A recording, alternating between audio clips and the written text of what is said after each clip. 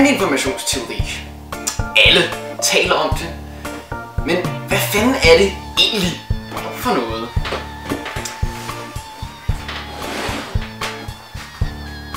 Hvad er for eksempel superdense coding?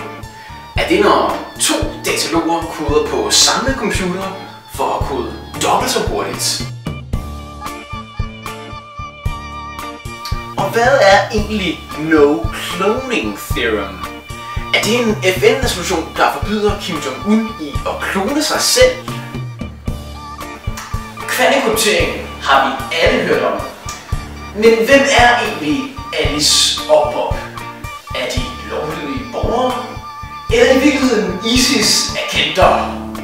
Og hvad med sådan en kvantecomputer? Kan man få Minecraft til at køre uden at det hakker, hvis man har en kvantecomputer?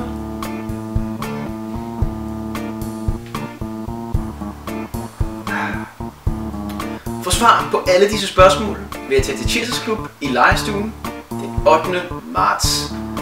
Der vil jeg fortælle om kvantinformationsteori og lade som om jeg er virkelig klog, selvom jeg blot gengiver indholdet af mine engelske forelæsningsnoter. Skål. God te. Det er Formosa Oolong.